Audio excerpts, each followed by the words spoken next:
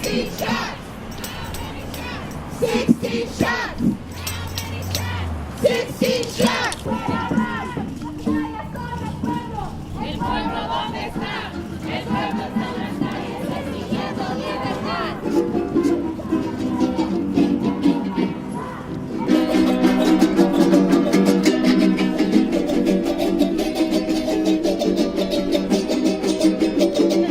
Black lives matter!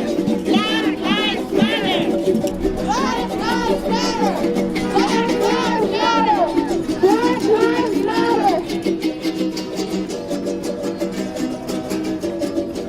16 shots and a cover up! 16 shots and a cover up! 16 shots and a cover up! We fight! Keep our people out of jail! The whole damn system! We fight to let keep our people out of jail! The whole damn system! It won't be out of hell!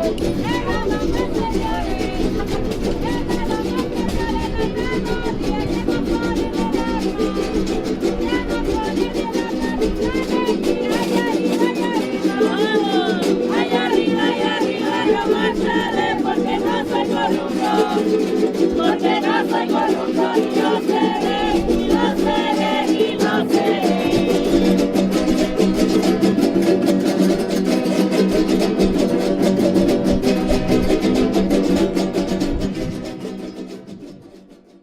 My name is Tanya Sueta. I work with the Not One More campaign and organized communities against deportations.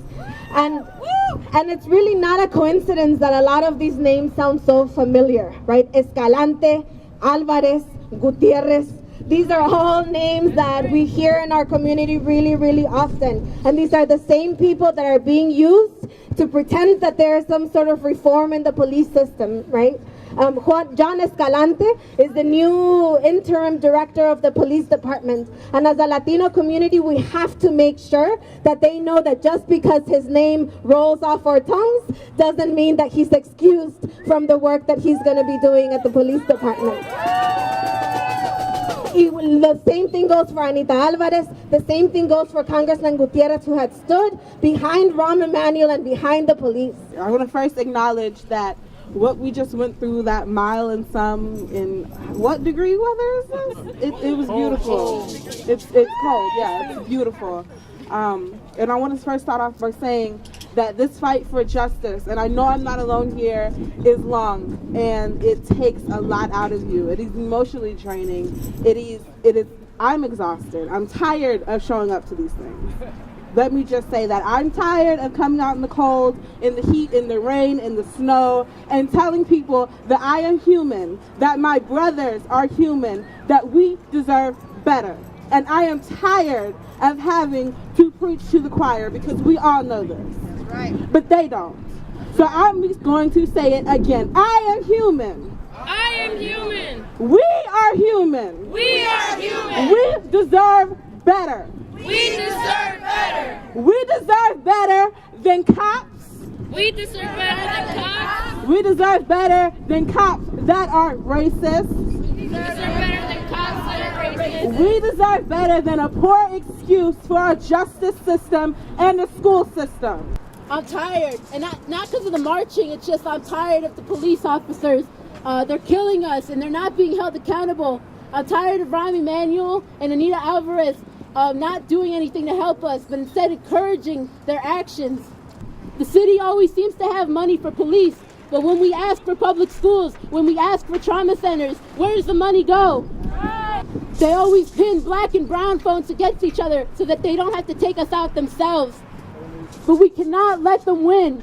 We must stick together because united we stand and divided we fall. Starting next year, we're going to start a campaign around Fund Black Futures. If they shut this building down, made it into a library, didn't have lock up young black and brown children every day, take the money away from the Chicago Police Department and start putting that money into our communities. Make sure that that money is going back into land trusts, back into things that we're helping our community build, such as schools, such as proper education, community-controlled education. Make sure that these people that are oppressing us do not have the funds that they're taking away from our tax dollars and actually use it to build better communities. This fight does not end with getting Anita Alvarez out. This fight does not end with getting Rahm Emanuel out. This fight will continue until we are truly liberated and that these forces that continue to oppress us are no longer in place and that we can feel free to be ourselves unapologetically in our communities. Christina and I are just briefly going to talk about police violence in our families, the experience we had. We recognize that it's, different and it's different levels, but what we want to highlight is like the commonalities of the strategies and the things that police do to our communities, black and brown communities. This is the first time I'm actually saying it out in public, but my husband during the summer was actually gang police, whatever, by 17 cops in our own neighborhood, which I know not just he goes through that, but unfortunately in the neighborhood that we were living in, we had to move out because of it. It has cost me, my family, a lot of money to pay for court fees, to pay for lawyers, time away from work. And again, I know he's not the only one. I know that unfortunately there are a lot of our fathers also, because of the color of our skin, who have been arrested, who have been wrongly arrested. I know that there's a lot of young youth, because of the color of their skin, have been wrongly arrested. And we are here in front of the Juvenile Detention Center with knowing that there are a lot of youth in there who are wrongfully jailed for ridiculous reasons, but just because of the color of their skin, the neighborhood that they lived in, they were picked out, racial profiling, and it still happens. And so I, along with my family, are calling for the resignation of Rahm along with Anita Alvarez, and hopefully we build a leadership, continue to build a stronger leadership and solidarity amongst our community within Black and Latinos, because we know that we are the communities that are most marginalized because of the color of our skin. And so thank you everybody for coming out here. My partner a few years ago was in a fundraiser actually to raise money to bond out CC McDowell, and the cops came supposedly responding to a shooting. So he went to talk to them, and because he talked to them like a person, they grabbed him, assaulted him, choked him, put him in a police car, banged him, and then charged him with assaulting them. He ended up doing something like a plea agreement or whatever, because this is what I want to highlight. They treat you like you're not human because they see you're Latino, you're Black, they treat you like you're not human, and then they cover up, right? They wrote a false police report saying that he had punched them. It was like 5 cops and he was by himself. Yeah, that's very believable. And then they fabricated a case, and then they, put you in probation, then they charge you money for it, and that's how you're supposed to really make it. That's not the only case. I know many more, because when you start talking to people, this happens a lot. These kids are here and for different reasons, and many of them are very similar. We just wanted to share our experience so people understand that this happens to cualquiera. Thank you. I'm honored to be out here with you all, because it's so important that Black and brown solidarity becomes a reality in this city.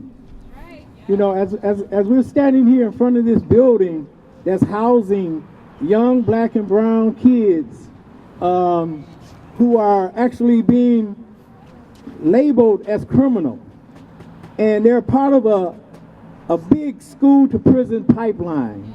So from here, things go on their record that will stay with them forever. So it's our job to fight against that. And that's what we're going to do. We're here to fight, am I right? Yeah. And as I stood here listening to a couple of the sisters speak, there's so much in common in our communities. We face the same type of oppression and brutality from the police. And the only way to fight that is by fighting it together. That's right. If we make our decision, fight together, we can change this system.